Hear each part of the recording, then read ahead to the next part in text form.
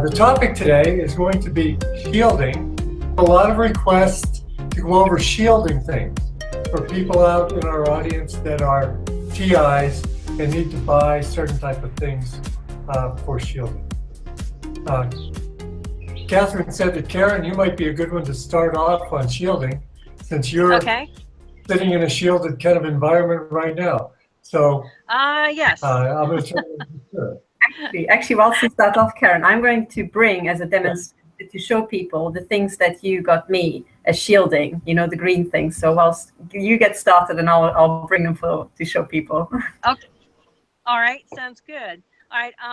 First of all, what I tell people is I'm not a scientist. You know, I'm basically what somebody called a word nerd. So that means very much right brain and not a lot left brain.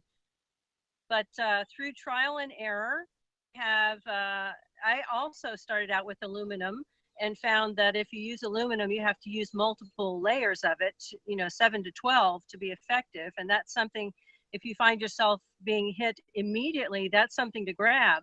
But you're probably going to want to augment that with other things. And what I tell people is, look, whatever you're getting hit with, you have a problem with heat. Even the ultrasonics, when an ultrasonic wave, which, you know, if you view ultrasonics as a wave, the higher and the more intensive the wave is, I mean, the ultrasonics are, the more closely together the wave shows on any spectrograph or spectrometer or something like that.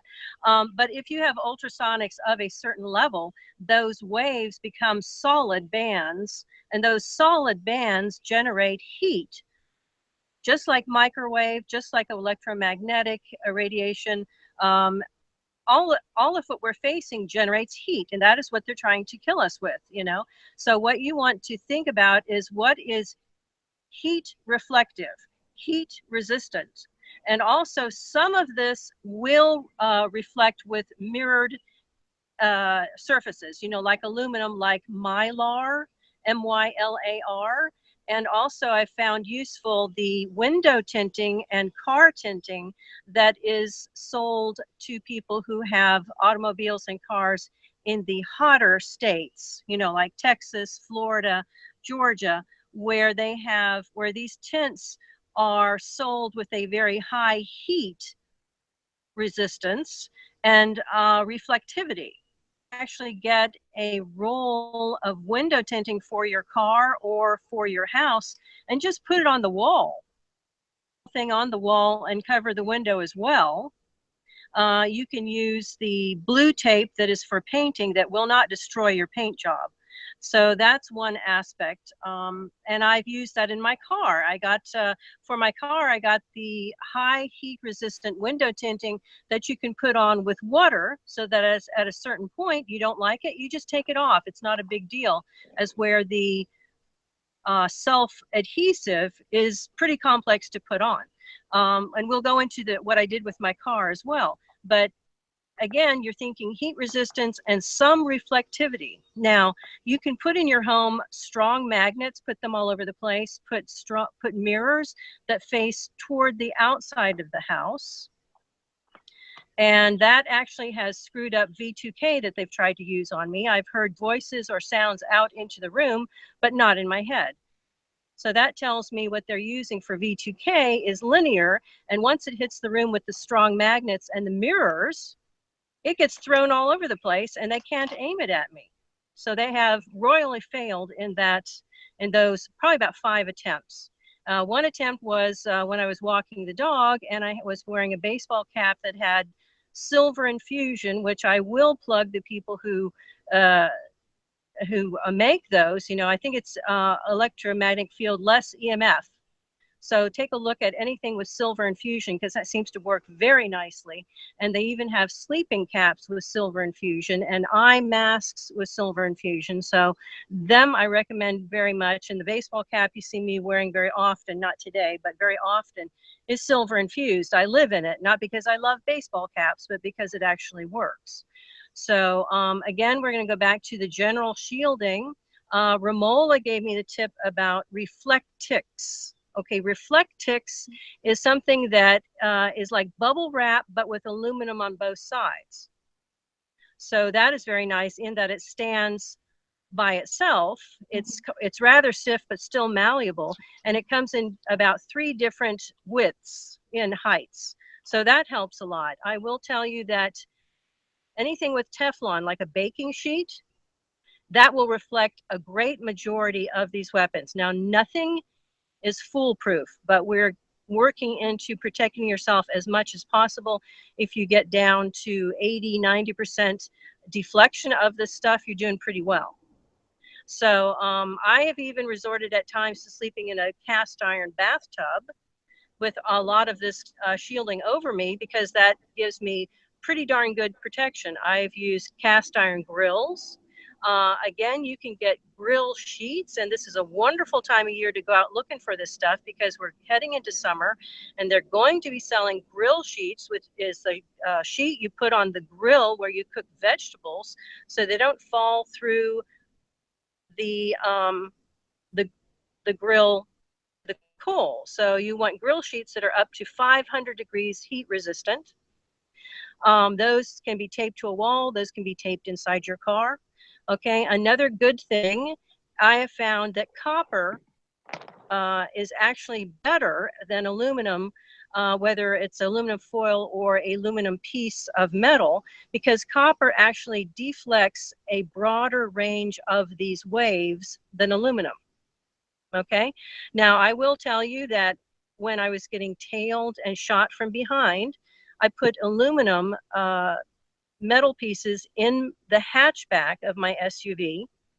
I taped them up against the back of the hatchback, and when these idiots came up behind me thinking they were so smart, they had caught me at a red light or a stop sign, and they came up to me and an inch from my bumper with the directed energy weapon on full force. Well, guess what? I saw them doing their little dance in their car, because the copper was reflecting it right back into their car, and they couldn't do anything about it, and they were stuck where they were because there were people behind them. So that was rather gratifying. But you can take these copper sheets in the back of your car, and they come in different sizes. I put the biggest that I could find, and it will reflect this garbage back into the cars of the people hitting you with it, and I guarantee you they won't come as close. If you want to add oomph to that, you can actually take something called grill paint, that is heat-resistant grill paint that is made so that you can repaint your grill once it starts to wear, you know, and you need the heat-resistant, and there are 2 different types. One of them you get at Lowe's, one of them you get at Home Depot. I think Home Depot goes up to about 1,100–1,200 degrees heat-resistant, but if you go to Lowe's, it's about 2,000 degrees heat-resistant.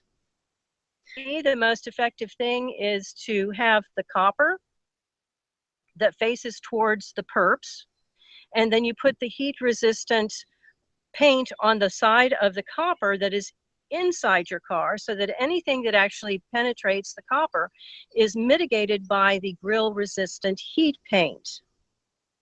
You can fix up your car with that. There are even like hobby shops that will sell you a piece of copper, very shiny copper, for hobbies, but you can find one that fits more or less the size of your visor. So I suggest putting these copper sheets that are about the size of your visor on the outside where the visor is looking toward the oncoming traffic, and pull it down so that if these people shoot you with anything, it gets deflected and you don't get so much blinded by it. You know, obviously you, and you can also buy laser goggles while you're driving, so that some of these people who have the lasers actually in their lights coming towards you and won't eventually make you blind. So that's another suggestion. I don't know if we can show the list, it might prompt my memory, but also something else to think about is electrical tape. That is heat resistant. That's yet another tip. But like I said, it's just, you know, Teflon is wonderful. It really is. The the heat resistant grill paint, the copper, I think are all the best. Now, don't forget these. Once you get to the vibrational weapons, or pardon? I said, don't forget these, Karen. There you go, silicon. Exactly. So I was going to say, as soon as, yes, I sent Dr. Horton a couple of silicon oven mitts. When you get to vibrational weapons and ultrasonic, high-pitched hearing, you're looking at being able to mitigate the vibrations of these things, and copper and such don't really do it. What you need is something like silicon. Silicon is like rubber. It will dampen and reduce the vibration of these things. And so it is heat resistant. So it also is, like I said, it's malleable. So you can actually put it in your clothing. And what I sent Catherine are the Rachel Ray oven mitts, and don't get the ones with the thumbs, get the rounded ones, that you can find at Walmart. And so they've got a cloth side that you can wear against your skin, and then you point the silicone outward toward the weapons. Don't put the silicone next to your skin. You will erupt with open sores, because silicone does not allow your skin to breathe. So you're going to need something in between the silicone and your skin if you put it in your clothing. I mean, you can sew these things into a vest and wear it. You can put them under your clothing however you, but you are looking to mitigate vibrational and ultra high pitch noise with silicone. I'll tell you that if it's vibrational, what it does is it makes your body resonate to the vibration being sent into your home or at you. And that is extraordinarily dangerous, because if your heart vibrates at a rate it's not meant to, it'll stop, or your kidneys will be destroyed, or something of that nature. So you have got to protect yourself from that type of thing. If you are lucky enough to be hearing a high-pitched sound, then you know that it's there and it's affecting you. So do please take some kind of precautions, because this will kill you. I spoke to David Galbots, who is a military officer, or he's retired now, and he was telling me that on one of the Army bases that he worked, they would actually truck in dogs that they had apparently stolen or gotten from the humane shelter under false pretenses, and test these weapons on them. And ultrasonics, coughing, that means you are at the beginning of respiratory arrest. Do something to protect yourself. Even if it's high-pitched noise, it can be killing you. So, like I said, we will have the list, I think, hopefully for everybody to see. And if you have any ideas, by all means, please get in touch with us and we will discuss that. Things that I've, in the last 19 or 20 months of being targeted. Like I said, I'm not a scientist. And unfortunately, Dr. Duncan has said he can't give people tips on how to shield, because it would betray his confidentiality oath. But since I never worked on anything like this, my own trial and error is not in the least confidential. I am absolutely more than glad to share these insights with people. And if it triggers you to tell us more products that you find useful, please, by all means, because what we want to do is save a life. And by golly, we want everybody alive and healthy when we get our day in court and these people go to prison. Yeah, I think actually on this note, I'm glad you yourselves. All right, so that's my spiel right now. Sorry, Karen. I actually interrupted on my end. It was delayed, but this is such a great list, actually, the things that I can add to that. So I'm not sure if my camera is actually showing, my end. Maybe. Yes, I see you. You can see me blown up. Okay. Because, so I just want to show people my shielding. I had to insulate my study like that all around, because I have perps all around like this. And there's aluminium behind the bookcases. So my study, which looks like a normal office, usually looks like a bunker for the 21st century war. And I have to say, I'm glad I did that. It's not perfect, because I still can be, and I am being shot at from above and from below. I'm sitting on a carpet which has, I think, 6 layers of aluminium below. But what I can hear is the shots against the aluminium that are fired from my neighbors. And it is just astounding. Every now and then I'll just hear an actual loud popping sound as these military shots are being fired. And in the last episode, I actually showed a video where I recorded not just the audio of these shots, but you can actually see a shot putting a dent into aluminium. I mean, we are talking horrific military weapons here. But already aluminium helps a lot with these directed shots because they get just reflected back. And I agree with Karen that copper is so much better, but I think it's also, 5 to 10 times more expensive. So if you really have to cover a room, you know, you can always buy baking foil or aluminium foil and just cover the room for, you know, less than $20. Whereas with copper, I think that would be $200 or something like that. Yeah. So the problem is, though, you need so very much aluminum, multiple layers. So people, when you're putting up aluminum, one layer is not going to do it. Minimum 7, and I've heard people say 12 is better. Yeah, that's true. So I have got, I don't have them here, but in my videos, I show them these big panels, and they are moving boxes, which I have wrapped 6 times over in aluminium. So there's actually 6 layers either side of the cardboard. And when I go to bed, I make a tent. So I put, you know, these aluminium panels under the mattress and then aluminium panels above like that. And I literally crawl into the tent. And that's how I slept for the past, I think, 8 months or something like that.